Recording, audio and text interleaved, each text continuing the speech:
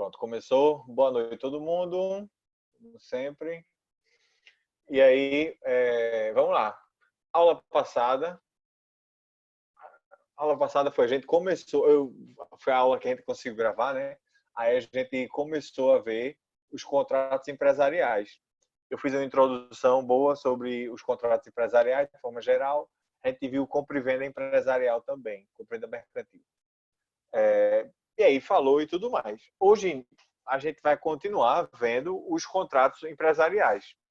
E aí eu escolhi 2 contratos para a gente ver e poder comparar, que é o contrato de representação comercial, um que eu tinha comentado também em uma aula passada. Hoje a gente vai ver ele gravado e tudo mais, né, para gravar aqui, e o contrato de distribuição, porque eles são bem semelhantes. No entanto, aquelas coisas são semelhantes, mas são diferentes, né? Parece que é brincadeira, mas é isso mesmo. Então, vamos lá. O contrato de representação comercial especificamente, ele se confunde muito com o contrato de agência, que provavelmente vocês viram lá no Código Civil, quando viram o contrato. Código Civil que eu digo, quando aprenderam contratos, né, na cadeira de Direito Civil 4, se não me engano. Enfim, o número aí pouco importa. E a gente vai dar uma revisada nele, só que a representação comercial em específico, ela tem uma lei específica que trata dela. É uma lei de 1965, deixa eu pegar aqui o número da lei. É Lei 4.888 de 65. Essa lei já foi modificada, né, por leis posteriores, mas ela permanece. Ela foi alterada, assim, ponto aqui, outro acolá. Mas, como eu falei, é a lei 4.865 desculpa, 4.886 de 1965. Pronto. Eu confundi aí, mas vocês captaram depois. Essa é a lei de representante comercial. O representante comercial, ele deve ser cadastrado lá no como é que chama? CRM, que é o dos médicos, do Conselho dos Representantes Comerciais. Está dando um branco na minha cabeça, mas é só temporário, viu? Isso não é nada, não. É normal. No Conselho de Representantes Comerciais. E em que é que consiste esse contrato e etc. Em aulas passadas, eu até já comentei esse contrato e usei como exemplo o pai de um amigo meu, que ele era representante comercial. Ele representava empresas de tinta. Aí ele tinha uma cartela, né, com as cores de todinha, ele ia lá, viajava e ia conseguir os clientes para a empresa que ele representava. Ele é o representante, né, representando aí uma outra empresa, tal. Só que hoje em dia a gente também tem uma série de representantes comerciais por aí, que é bem comum. A gente aqui talvez não se ligue. Mas quem de vocês, madames aí, não já comprou alguma coisa da Natura, por exemplo? Tá todo mundo Sempre. Eu não uso não, Natura não. Mas coisa assim, Muito Natura, qual é o fraquinha. outro? Meio só usa Mary Kay pra cima. Pronto, Mary Kay, né? O carro de Brincadeira. Milady não é aquele rosa? Saber. Ai, Deus, eu não... Tô brincando. Diga assim, né? Quem sabe eu não vi. Vai pra... A Oxe, Nova advogada. Roma Futura não usa coisa advogada. peba, né? Advogada sim, usando, né? menina. Tô usando nem Avon, quanto mais Natura. Enfim, mas aí, os representantes da Natura são representantes comerciais. E se vocês pensarem nisso, já que todo mundo, né, tem contato com um representante desse tipo, a gente consegue ver um monte de característica desse tipo de contrato. Mas vamos destrinchar eles aí. Primeiro, uma coisa que é bem importante, como é que chama, com relação ao contrato de representação comercial. O representante, ele faz uma aproximação. Eu vou até depois dar um passo atrás e vou falar sobre uns tipos de contrato e tudo, e vai incluir o representante comercial, porque eu fui logo, vamos dizer assim, eu fui logo direto no contrato, mas depois eu vou fazer uma introdução. Mas não vai alterar o raciocínio, não. Então, o contrato de representação comercial, ele faz uma aproximação entre a empresa representada e o interessado. O representante, ele é meio que o mensageiro, né? Ele fica, vamos dizer assim, fazendo como é que eu posso falar? O intermédio. Pronto, tá aí. Ele faz essa aproximação. Intermédio eu não quero usar porque eu vou usar um termo parecido e não quero que haja confusão. E aí, o representante, ele vai vender, obviamente, produtos da empresa representada. Só que, e aí eu terminei errando o termo correto, ele não vai vender. Ele vai aproximar as empresas, né? O empresário que quer comprar ou a pessoa que quer comprar e o representado. E são eles quem vão fazer o contrato. Não é o representante quem faz o contrato. Ele, vamos dizer assim, ele faz essa aproximação. Com isso, a gente está dizendo que o representante não é ele quem vende. A gente que, né, trabalha com direitos, essas coisas, a gente pensa logo em responsabilidade e, vamos dizer assim, quem é que eu posso acionar na justiça, né, quando se alguma coisa der errado. Aí, respondendo essa pergunta, ou pensando nessa pergunta, a gente pode dizer que não será o representante. O representante não é ele quem vende, ele faz somente essa aproximação. Se você quiser acionar alguém na justiça por algum motivo, né, com relação ao produto, vai ser como é que chama? A empresa representada. Obviamente, eu não estou querendo falar aqui de contrato de consumo, porque vocês sabem que o contrato de consumo tem umas particularidades aí, mas pensando em contrato empresarial de representação e tal, aí você não é o representante, o titular do contrato. Ele apenas faz, de novo, essa aproximação. Isso vai ser importante porque depois, hoje não, depois eu vou usar esse mesmo raciocínio, sendo que é ao contrário. Porque a gente vai ver depois o contrato de, como é que chama, de comissão, que aí o comitente, ele faz o contrato. Ele pessoalmente, tá entendendo? Mas isso aí eu vou fazer essa comparação em outro momento. Então, o representante comercial, ele faz esse intermédio. Ele fica no meio do caminho. É dever do representante comercial sempre dar, como é que chama, manter a empresa representada atualizada e informada dos seus andamentos, dos seus, como é que chama, contratos e tudo mais. E não só manter informada com relação aos contratos, mas realmente encaminhar os contratos para a empresa, para que ela, né, aceite ou não aceite e tudo mais. Essa coisa. Isso é um dever do representante. Agora, é dever do representado pagar como é que chama? Uma percentagem, é uma percentagem do contrato para como é que chama? Para o representante. Então, no contrato de representação, existe o representante, ele ganha através desse tipo de, como é que chama? De participação. Ele ganha aí a participação nos contratos, ou seja, percentual aí nos contratos. Isso aí são deveres dos dois, né? Tanto do dever do representante como do representado. Agora, em termos de elementos que caracterizam o contrato de representação, a gente pode dizer o seguinte: o representante aqui, ele, como é que chama? Ele faz esse elo de ligação entre o representante e o interessado. Como é que chama? Mas quem vai concluir o contrato é a pessoa lá, o representado. Como eu falei, ele só faz o meio do caminho. ele vai também prestar esse serviço de divulgação da empresa e até criar um mercado da empresa. Isso está dentro do contrato de representação.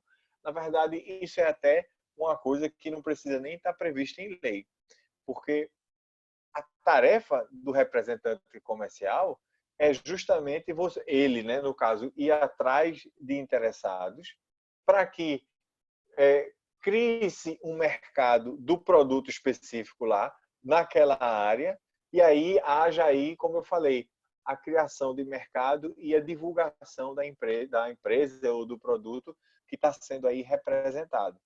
Isso é uma característica muito importante para o contrato de representação. Não é exclusivo dele, viu? Isso aí, essa característica que eu estou falando agora não é exclusivo do contrato de representação, porque a gente vai ver que o contrato de representação está dentro de um gênero que tem justamente essa característica de criar mercado e divulgar produto e, como eu falei também, conseguir a atuação da empresa representada naquela área e etc.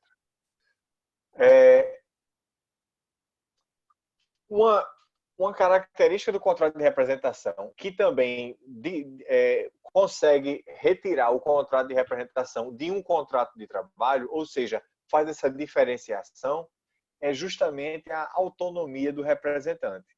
O representante, ele é autônomo. Consequentemente, ele não tem subordinação. Vocês aprenderam, né, em direito do trabalho que tem que ter aqueles elementos todos para que um contrato seja considerado contrato de emprego. Aí um deles é subordinação. Isso aí vocês viram, até comigo, quem participa da aula de, como é que chama? De trabalho e tributário. Enfim. Aí no contrato de trabalho, no contrato de representação, não tem subordinação. O representante ele é autônomo. E aí ele é que organiza o horário de trabalho dele e como é que chama as atividades, né? Os itinerários e etc. Eu estou falando aqui que ele que organiza os horários de trabalho e os itinerários. Essa parte do itinerário é bem importante. Por quê? Porque o representante comercial, isso é uma característica do contrato de representação comercial, normalmente ele faz uma delimitação de área. Ou seja, o representante ele vai atuar em determinada área, que vai estar delimitada no contrato. E, além de trabalhar nessa área, também é comum, praticamente a regra, de que haja vamos dizer, uma exclusividade desse representante naquela área. Por exemplo, vamos supor que eu seja representante comercial e eu, sei lá, vamos separar por cidades. E eu vou atuar na cidade de... Onde é que o Mireille mora mesmo? São Lourenço da Mata. Eu vou atuar em São Lourenço. Aí, naquela área, naquela cidade, eu sou representante comercial. Aí, se a empresa que eu represento inventar de contratar um outro representante, não tem problema nenhum. Mas aí, se esse representante for atuar na minha área, aí existe uma quebra de exclusividade. E aí pode gerar até a minha rescisão, eu como representante, a minha rescisão do contrato. Ou, se tiver no contrato, ainda mais indenização, se for o caso. É justamente essa exclusividade que normalmente está presente lá na área no contrato de representação. Aí por que essa exclusividade é tão assegurada e tudo mais? Porque imagina, de novo, eu sou representante lá em São Lourenço. Essa é a minha área. Aí eu vou para lá, eu viajo, né? Porque São Lourenço é pertinho, né, me liga. Aí, É perto, vice. De carro é perto, sei. só é distante de ônibus. É uns 40 rápido. minutos. 40 E é minutos do rápido Recife. para chegar lá. Eu sei, eu tô zonando. Acho que o Mas, Ana mora mais enfim, escondido. bicho, não vamos falar de outra zona, como é que chama? De fuso horário e tudo mais, né? Aí Eita, É, poxa, chamou de esse zona, lugar é. de Ruana realmente é outro paralelo. Vai ser pior do que morar em São Lourenço e Severino. Irmão, até agora eu não estava incomodada, não, mas agora Severino falou, É eu pra tive que isso. desconfiar. Ah, eu não moro não, no fundo. Severino É falou, porque é um pronto. buraco pra chegar lá, né, Ru? Que Pra chegar bandida. lá e não sei.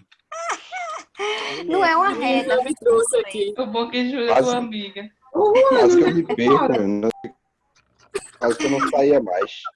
Eita. Ei, Luana, onde é que tu mora pra ter tanta brincadeira assim? Mulher, é bem Jordão. ali, tu Ela diz que é dobra, Ibura. Ela diz que é tu Ibura, que é dobra, mais vai chato, até mas o é fim do Jordão. mundo e chega lá. É bem facinho. Não sei É não. bem facinho. Você usa colete. Olha, Cris já tá rindo porque sabe como é. Mas o pior que é, Vici, eu Você fui na usa um casa dela uma colete. vez, eu tive que pegar ônibus, depois E eu vai-se pego uma embora pra van. lá. Vamos lá, deixa eu terminar esse meu exemplo aqui, depois a gente vai Levei uma voando. carreira no dia que eu fui lá, Vici. Foi mesmo? Foi. Foi não. Tô brincando. Enfim. Aí eu trabalho em São Lourenço, sou representante, né? A minha área é São Lourenço. O que eu ia falar? Agora eu me esqueci, pô. Eu falei tanto agora de Ruana. Acho que era Deixa eu ver aqui. exclusividade. Exclusividade, sim. Aí, pronto, eu me lembrei agora. Aí eu vou lá, né? Vou de carro, ando, chego lá, fico andando e tudo mais. Estabeleço relação com as empresas, mostro todo o acervo. Ou seja, isso é meu trabalho, né? Eu, como representante, eu fui lá e construí todo esse relacionamento e tudo mais. Aí, imagina só. Eu chego, faço tudinho durante um tempo, para o pessoal conseguir confiança em mim e tudo mais. Aí, de repente, chega um outro caba, entra lá, aí diz, olha, eu também sou representante daquela empresa. Aí o pessoal, tá bom. Aí faz o contrato com ele e eu me lasco. Né? Eu falei de uma forma comum, mas é esse o teúdo da situação. Então, por isso que como é que chama? Essa exclusividade territorial, ela é tão preservada no contrato de representação. Uma coisa que até um tempo atrás eu sei que tinha um debatezinho, porque eu vi doutrinadores indo para um lado e para o outro, mas eu já vi mais recente, assim, posicionamento mais recente, aqui é o seguinte: o representante, ele não é exclusivo como é que chama? Do representado.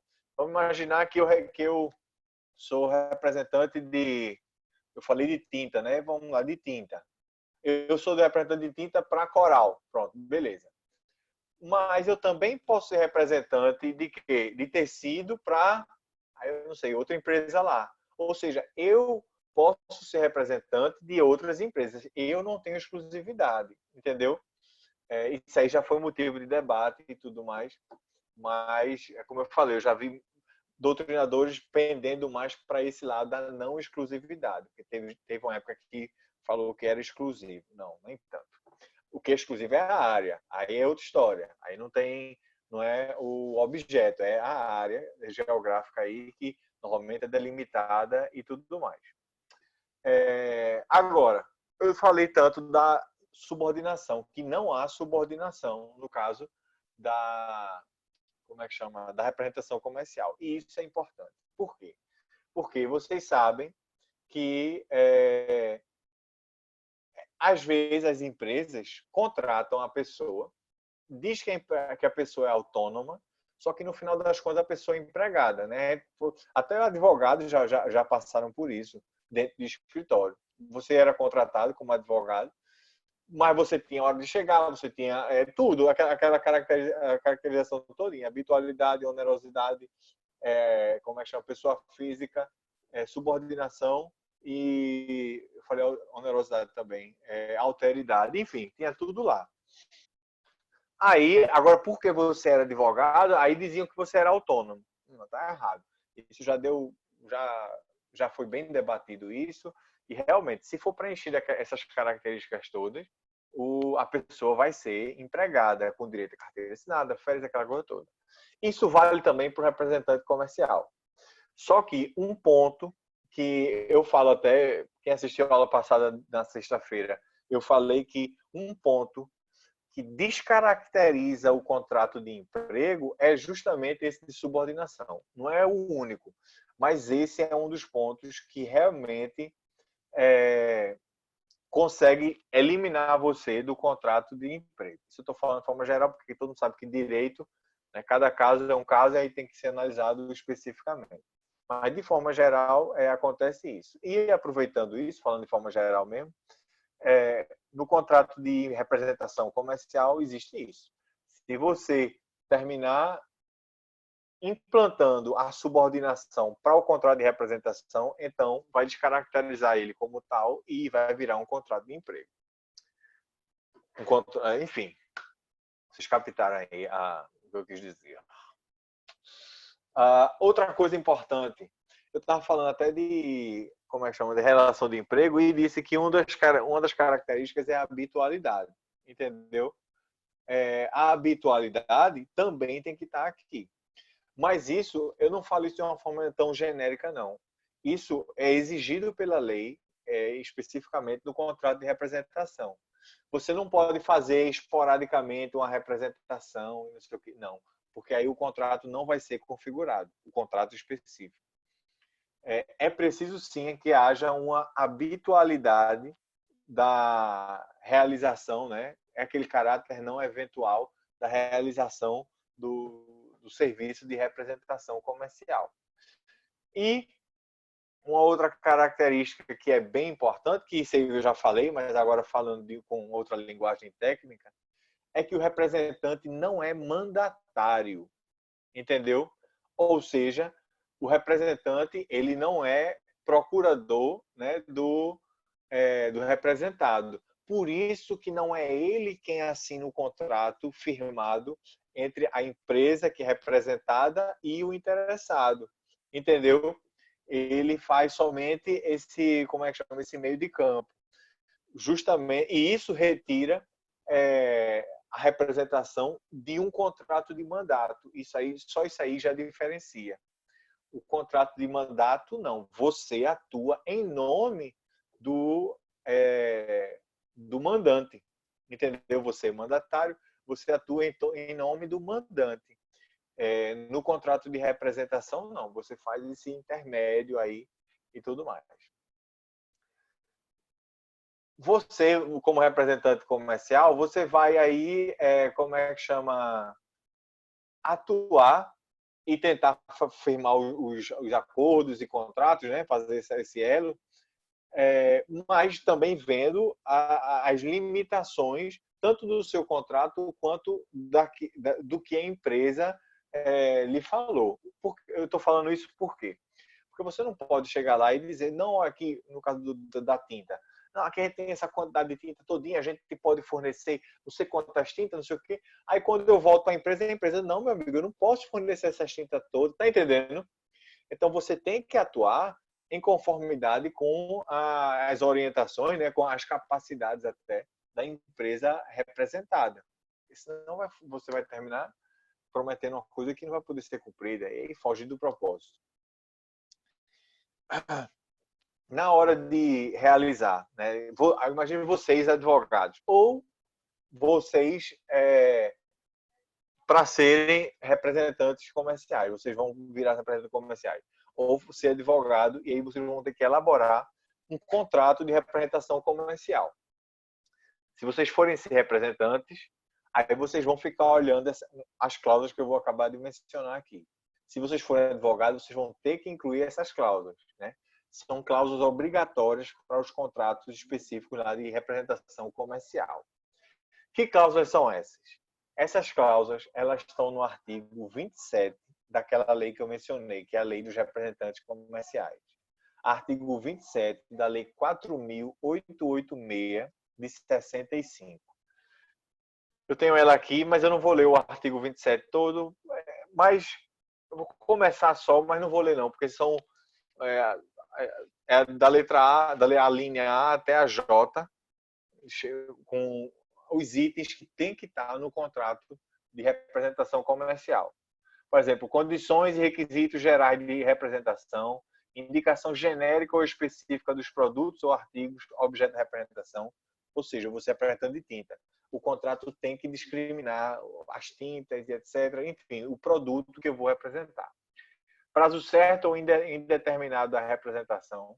Com relação a isso, em regra, o contrato é por prazo indeterminado. Mas a lei está acabando de dizer também que é possível que tenha um prazo certo. Agora aqui, ó, letra D, a linha D. Indicação de zona ou zonas em que será exercida a representação. Pronto, está aqui. A lei, como eu falei, isso é uma exigência que está na lei, que isso é preservado para o, como é que chama, o representante. Aí a linha é garantia ou não, parcial ou total, por prazo certo ou por certo prazo, da exclusividade de zona ou setor de zona. Então, vai apresentar a zona que você vai atuar. E a outra linha diz para você indicar se é exclusividade. Agora, a própria linha está dizendo que pode não ter exclusividade. Mas isso aí vai ter que estar no contrato. Entendeu? Via de regra, assim, de forma comum, até você como representante, você quer exclusividade. Então, isso aí você vai ter que negociar também com o empresário, né, com o seu contratante. Mas, óbvio, cada caso é um caso.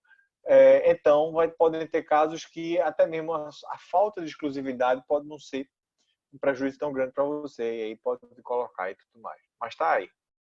Aí tem a retribuição do pagamento, não sei o quê. Pronto, está aqui tudinho. Vejam lá esse artigo 27, que essas cláusulas elas são obrigatoriamente, elas vão ter de estar obrigatoriamente presentes no contrato de representação comercial. Enfim, tá aí. É bom saber isso, porque como eu falei, a gente que é advogado, né, tem que fazer contrato. Então, vocês já sabem que existem cláusulas sim que são obrigatórias, aí vocês já sabem onde procurar. Eu já mencionei aqui que é dever do representante, né?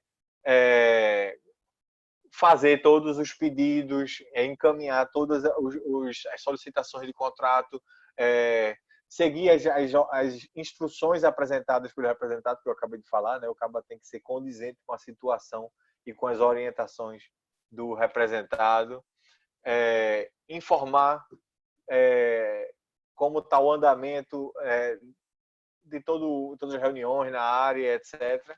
E, sem dúvida nenhuma, também respeitar a cláusula de exclusividade da área. Beleza. Isso aí é o contrato de representação. Agora, no caso aí do encerramento do contrato de representação, aí tem um detalhe. Detalhe não, tá lá na lei. Vejam lá como é que chama o artigo, se não me engano, 34 e 35 dessa lei. Mas ponham um asterisco, porque eu posso estar errado no número, mas é por volta desses números aí.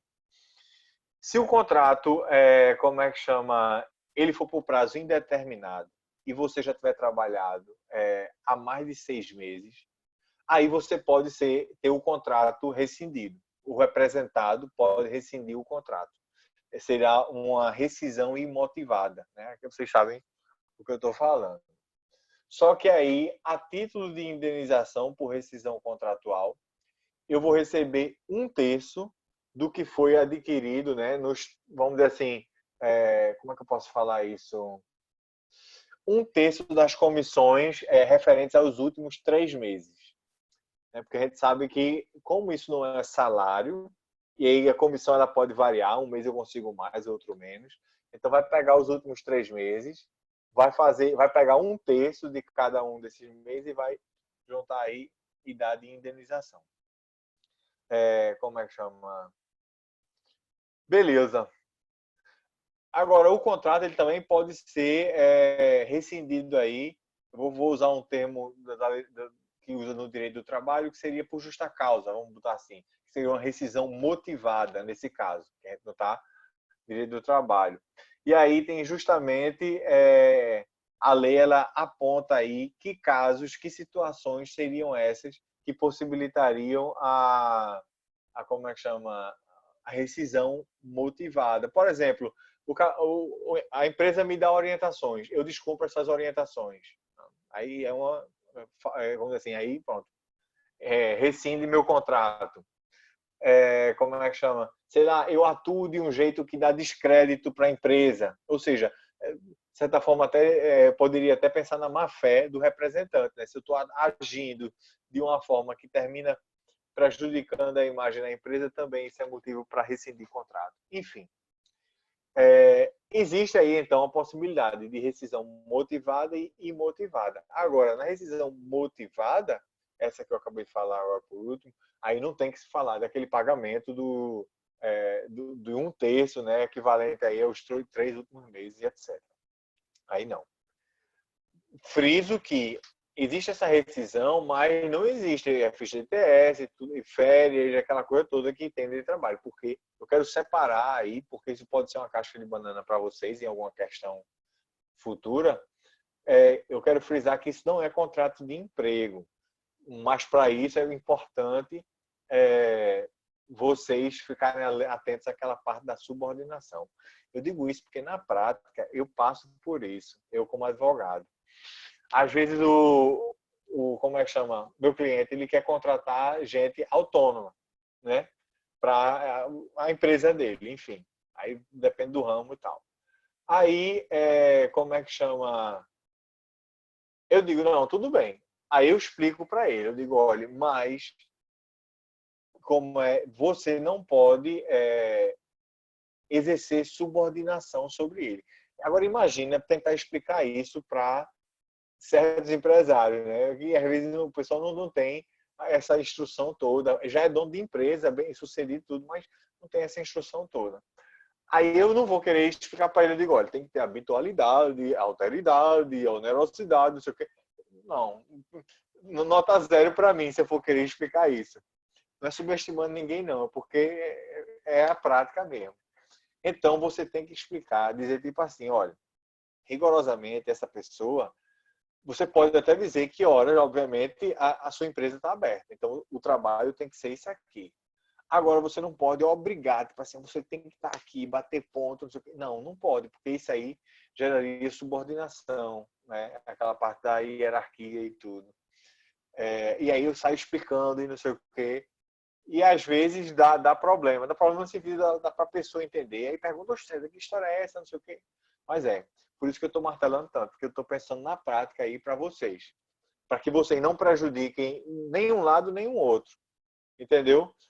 Para que a pessoa que é contratada não termine trabalhando como empregado sem ser. E outra coisa, o seu cliente termine contratando um empregado sem querer. Entendeu? Que aí você terminaria se lascando de todo jeito. Isso foi o contrato de representação. Pensando de uma forma mais abrangente, esse contrato de representação, eu falei que ele é espécie de um gênero. Que gênero é esse? Esse gênero faz parte dos contratos mercantis, que são os contratos que a gente está trabalhando, e são chamados contratos de colaboração. Esses contratos de colaboração, o nome está entregando, né?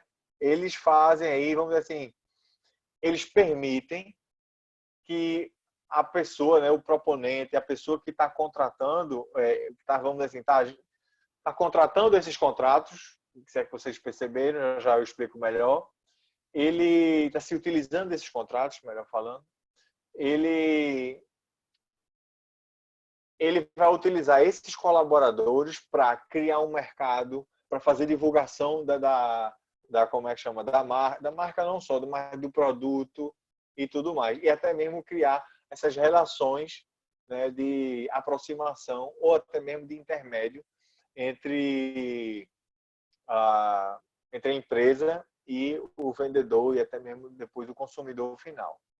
Então, esses contratos, eles têm essa característica aí de contrato de colaboração. Por exemplo, são exemplos de contrato de colaboração, representação comercial, que a gente acabou de ver. Aí eu boto também o contrato de distribuição, que é muito semelhante ao contrato de representação. Então, representação, distribuição, concessão, como é que chama? Franquia também está aqui. E todos esses contratos são contratos de colaboração. O gênero, contratos de colaboração. No entanto, não. E por serem contratos de colaboração, todos eles, né, visam aí gerar e criar um mercado para determinado produto, determinada empresa e tudo mais. Olha, tem gente falando no grupo do WhatsApp, por favor, vejam lá. Eu não sei, eu não vou parar, porque senão vai interromper muito. Mas, enfim, vão vendo aí. E vão ajudando se for possível. Beleza, voltando aqui, esses são os contratos de colaboração. A gente começou já a ver esse tipo de contrato através da representação. Eu vou falar um pouco sobre distribuição, mas antes, só uma diferenciação. Porque dentro do contrato dos contratos de colaboração, a gente tem os contratos de aproximação e os contratos de intermediação, de intermédio, vamos dizer assim. Nos contratos de aproximação, que é o caso do representante comercial, ele faz uma aproximação, né, da pessoa, do proponente para o interessado. Está aqui. Pá. Então, ele faz o elo. E aí os contratos são realizados e tudo mais. Daí a gente tem representação, distribuição, mas a distribuição é um tanto híbrido nesse ponto, mas até menciono um pouquinho de distribuição, tem a concessão, franquia é outra história. Aí pronto, do outro lado não. Do outro lado a gente tem esses contratos de intermediação, a pessoa faz o intermédio. Então, o que é que eu faço aqui? Então agora imagina eu sou empresário. Eu vou comprar os produtos de uma empresa e vou vender. O meu lucro não é no percentual de venda dessa empresa, é no meu sucesso de vender. Pronto. Então, eu diretamente vou vender aquele produto, né? Porque eu comprei da empresa, pá, botei na minha loja e agora vendi. Pronto. Isso é um contrato de intermédio, né? De intermediação. Não sei porque eu estou confuso, se é intermediação ou de intermédio. Intermediação, sabia? Enfim, mas vocês captaram. Eu agora sim estou fazendo, vamos dizer, eu atuo de forma mais direta. Franquia está aí. Você que é franqueado, você vai receber os produtos do franqueador, né, da empresa franqueadora. Imagina o velho exemplo do Subway, né, que eu conheço um cabo aqui, se bem que a Subway dele já fechou, mas ele recebia os produtos da Subway, intermediação, isso mesmo. Ele recebia os produtos da Subway e vendia. Pronto. Isso é um contrato de intermediação. Tá? E o meu sucesso, eu como dono dessa franquia da Subway, o meu sucesso era, como é que chama? Pela venda dos produtos. Né? Pronto. Diferente do representante comercial, que recebe de acordo com a percentagem na formação do contrato. E aí, para ele, pouco importa se a pessoa vendeu muito ou pouco, né, o produto. Ele vai receber de acordo com a celebração dos contratos. Tá aí. Então, de novo, contrato por aproximação é quando a pessoa, né, a pessoa aproxima, vamos dizer assim, dois interessados. Ele atua no meio de campo. Estou falando isso de uma forma simplória para vocês entenderem. E contrato de intermediação, por intermediação, aí não. Aí você pega os produtos e, né, você compra e depois você passa. Ou você recebe, mas depois você passa adiante. E é você quem passa adiante. Não é ninguém, não é nenhum outro intermediário. Isso é uma noção geral. Eu falei no começo que eu fui direto realmente para a representação. Eu estava tanto na cabeça que eu ia ver a apresentação que aí eu pulei logo. Mas nada impede o raciocínio e não alterou nada. É só para dar uma noção geral para vocês que a gente vai ver outros tipos de contratos e não só esses de aproximação, né? Que a gente vai ver depois contratos sim por intermediação. Beleza, isso foi contrato de representação comercial. No artigo 710 do Código Civil, eu vou ler aqui. Deixa eu ver se eu acho ele aqui. Ele é bem interessante. É bem interessante por quê? Porque lá está a definição do contrato de distribuição, que é isso que a gente vai ver agora. Só que é bem interessante que você lê o artigo praticamente todo e você diz, gente, esse artigo está definindo o que é contrato de agência, que é contrato de representação, né? Como eu falei,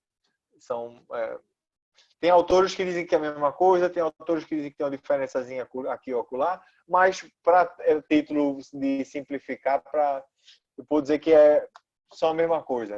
Vamos dizer assim, que são muito semelhantes, agência e representação. E aí você diz, gente, esse artigo está definindo esse contrato. Cadê a distribuição? Aí ela aparece lá no final. E vamos a isso. Vou ler aqui para vocês o artigo 710 do Código Civil. Pelo contrato de agência, uma pessoa assume em caráter não eventual e sem vínculo de dependência, aí tudo para tirar da relação de emprego aqui, ó, repetindo. Cadê? Pelo contrato de agência, uma pessoa assume em caráter não eventual e sem vínculos de dependência a obrigação de promover à conta de outra, mediante retribuição, a realização de certos negócios em zona determinada, caracterizando-se a distribuição quando o agente tiver à sua disposição a coisa a ser negociada. Pronto, essa última frase, essa última parte aí do contrato, ou desculpa, do artigo é que fala de distribuição. Mas se você pegar esse artigo, todos os elementos que estão presentes nele, a gente falou agora mesmo na aula. Tira o vínculo de dependência, ou seja, não é subordinação. A obrigação de promover a conta de outro, ou seja, eu vou só apresentar o produto, mas quem vai celebrar é o outro, entendeu? Aí, mediante retribuição é o percentual, né? Obviamente, ninguém vai trabalhar de graça. Isso aí foge da, como é que chama? Fugiria até do tipo de contrato, se esse contrato fosse gratuito.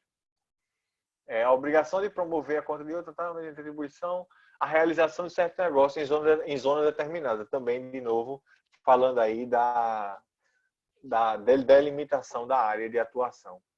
Aí agora, caracterizando-se a distribuição quando o agente tiver à sua disposição a coisa a ser negociada.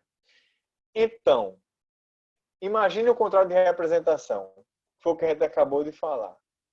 Mas, se eu já tiver o produto para ser negociado e eu vou fazer essa negociação, então aí muda o tipo de contrato. O contrato deixa de ser de representação para ser de distribuição. Então, se a pessoa, porque eu não quero dizer o representante, né? Porque aí ele seria um distribuidor, mas se a pessoa for atuar numa área, né, não for subordinado, em caráter não eventual e etc., se ela vamos dizer assim, fizer só o vínculo, né, entre o interessado e a empresa proponente, então vai ser representação. Agora, se essa pessoa preencher todas essas características que eu falei, né, caráter não eventual, onerosidade, aquela coisa toda, mas tiver o produto para ser vendido, sou eu quem estou vendendo já agora, então agora vai ser o contrato de distribuição. Muda o tipo de contrato. Vou ler aqui o parágrafo único, né, só para não ficar o artigo todo sem ser lido. Parágrafo único do artigo 710. O proponente pode conferir poderes ao agente para que este o represente na conclusão dos contratos. Ou seja, você pode até o proponente é aquele que a empresa que vai ser representada, nesse caso aqui, até mesmo no contrato de distribuição. Então você vai ser, ou a empresa pode conceder a você poderes para que você mesmo possa lá e assinar. E agora sim você vai representar a empresa no contrato respectivo. Viram como muda um bocado? O representante ele não assina o contrato, ele só faz aproximar, né, uma coisa ou outra. Aqui não, o distribuidor ele pode chegar até a assinar o contrato e é ele quem está vendendo e tudo mais.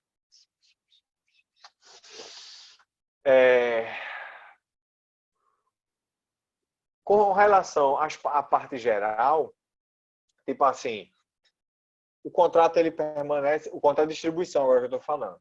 O contrato de distribuição ele permanece oneroso, ele é bilateral, a prestação de serviço a sendo feita lá, ela é sucessiva, aquela coisa que não eventual. Tudo isso permanece, entendeu? O que muda aí é vamos dizer assim, o objeto do contrato, que agora, né, eu vou passar aí a fornecer. O contrato de distribuição,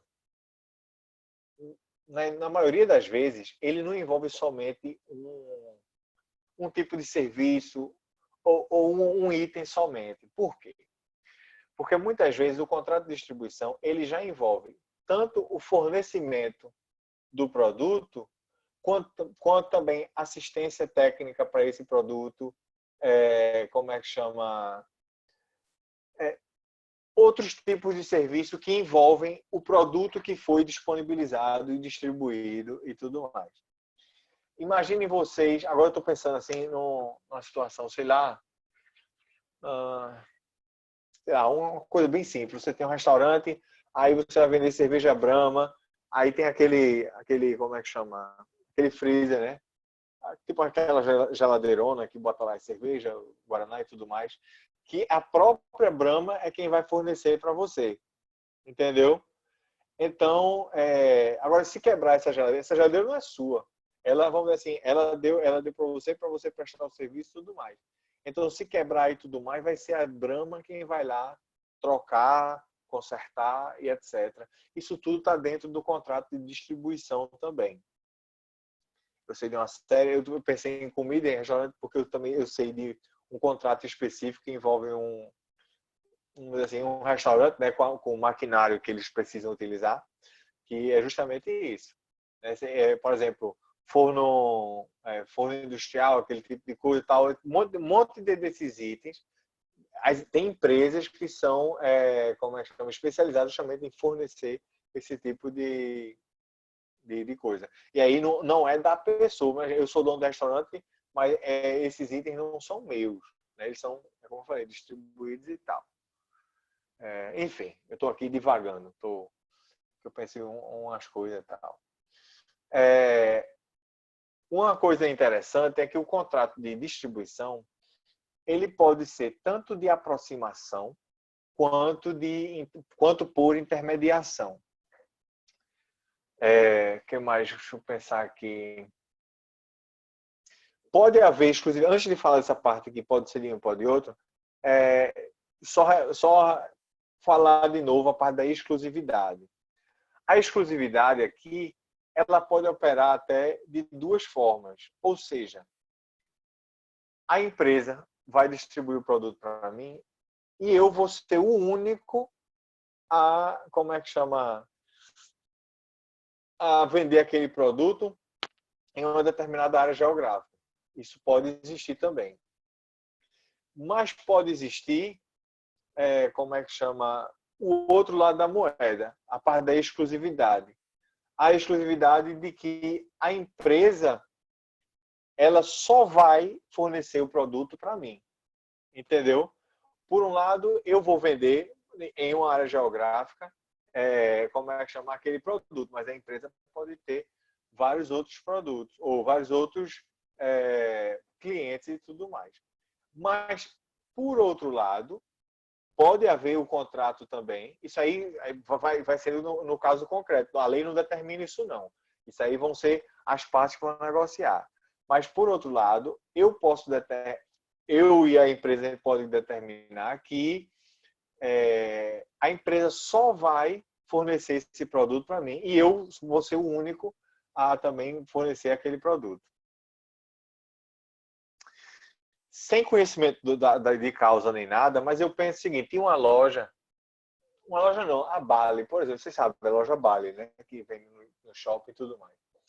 Aí, eu me lembro que tinha uma marca, antes da Bali, mas aí é muito antigamente, que é, como é que chama? É uma marca específica dessa parte de surfwear e não sei o quê. Que eu não vejo lugar nenhum sendo vendida. Eu posso estar errado, é aí que está, sem conhecimento de causa, mas é só para a gente pensar aqui num exemplo. Que é a Ciclone com Y, né? Ciclone. Eu só vi essa marca sendo vendida na Bali. Eu ia em tudo que era loja semelhante, e nunca vi a Ciclone sendo vendida por outra loja. Aí é que tá. Eu não tenho conhecimento de causa e tudo, mas partindo agora desse conhecimento que a gente acabou de ter, pode ser muito bem isso é um contrato de distribuição, ou seja, a franquia Bali celebrou um contrato com a marca Ciclone de que somente a Bali pode vender os produtos da Ciclone. Isso aí pode ser muito possível, sim. Beleza. Que mais? Estou vendo aqui.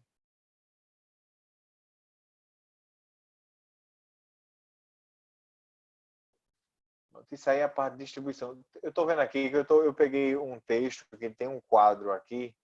Depois eu vou passar até para vocês. Vou ver se eu faço. Eu não fiz o slide ainda para essas aulas, mas quando eu fizer, eu vou botar esse quadro, porque tem aí, dá para você ver os elementos comuns entre representação e distribuição e alguns elementos que justamente separa, descaracteriza, né, entre um e outro, esses dois tipos de contrato, representação e distribuição. Esses dois contratos foram os que eu queria ver hoje com vocês, e de fato a gente viu. Fiquei muito contente. Aula que vem, eu quero ver o contrato. Olha, eu posso até falar agora, não vou esperar a aula que vem não, porque isso aqui é rápido, eu não vou aprofundar demais. É o contrato de concessão. E como é que chama? E tem no contrato de concessão, então você, né, que firma um contrato com a empresa para que você possa vender os produtos, aí que está também de forma exclusiva os produtos daquela empresa. Esse daí eu já acho mais difícil eu pensar assim de cabeça no exemplo. Mas imagina eu tenho uma loja, aí essa loja vai ser especializada em vender, como é que chama? Aí eu faço um contrato com como é que chama? Com a marca ou com a outra empresa, que vou vender exclusivamente os produtos dessa loja, ou dessa empresa, ou dessa marca. E aí o contrato será um contrato de concessão. Eu serei a empresa concessionária, né, que vou vender aí como é que chama? Os produtos da empresa que está me concedendo aí a concessão e tal, da empresa proponente. A gente usa essa parte de concessionário, concessionária, quando a gente vai comprar carro. A gente fala muito concessionária e tal, não sei o que, a gente já pensa em carro. Por quê, né? É porque realmente existe como é que chama? Uma lei específica para o contrato de concessão comercial de automóveis, de venda de automóveis. Essa lei é a Lei 6.729 de 79. Então, essa é a lei do contrato de concessão de venda de automóveis. Quando eu falo automóveis, inclui moto, aquelas Vespa, carro, trator. Então, tudo isso aí está incluso aqui nessa lei. Vou ler aqui o artigo 3º dessa lei, que aí fala justamente o objeto que vai ser tratado aí nesses contratos de concessão de venda de automóveis. Artigo 3º. Constitui objeto de concessão. 1. Inciso 1º. A comercialização de veículos automotores, implementos e componentes fabricados ou fornecidos pelo produtor. Inciso 2º. A prestação de assistência técnica a esses produtos, inclusive quanto ao seu atendimento ou revisão. Inciso 3º. O uso gratuito de marca concedente como identificação. Tá aí. Esse aqui vai ser o objeto do contrato. Já está falando especificamente aí de veículos automotores. Ou seja, a lei é bem específica, né, para essa finalidade. E vamos dizer assim, eu não quero aprofundar muito, porque como é que chama? A estrutura do contrato, a ideia do contrato é essa: é você obter a concessão de uma empresa para você comercializar os produtos dela. Essa é a ideia, como é que chama? Essa é a ideia geral. Aí, no caso dos automóveis, aí muitas vezes, a maioria das vezes é exclusivo, melhor. Por exemplo, aquela história da Fiat. A Fiat é italiana, porque é italiana, é uma loja que obteve o contrato de concessão da Fiat, que aí pode vender os carros da Fiat, etc. Carro, peça e tudo mais. Sendo simplório, com relação a esse contrato de concessão, vamos dizer assim, essa é a ideia do contrato. Vou pegar um resumo dele aqui e vou mandar para vocês. Mas com isso aí a gente já viu 3 contratos, porque na aula que vem eu vou querer falar sobre o contrato de comissão, e eu já queria falar desse contrato de franquia, que eu deixei para falar, que eu quero tanto falar para ele. Mas comissão eu acho importante, principalmente que a gente viu o contrato de representação. Aí eu não quero que vocês depois confundam. Digam, gente, é muito parecido, não sei o quê. Eu digo, não. Vamos ver essas diferenças. E aí eu quero ver o contrato de franquia. Eu também já falei de contrato de franquia em outras aulas aí e tal, mas agora a aula que vem a gente vai ver com mais detalhes ele aí e tudo mais. E é um contrato bem utilizado hoje em dia, por isso que eu estou com tanta vontade de também apresentar ele a vocês. Porque é bem franquia, né? Em tudo que é canto e é importante. Alguma dúvida, meus caros? Eu vou encerrar aqui a gravação, mas aí se vocês tiverem dúvida, é só para... Né? Eu vou encerrar aqui.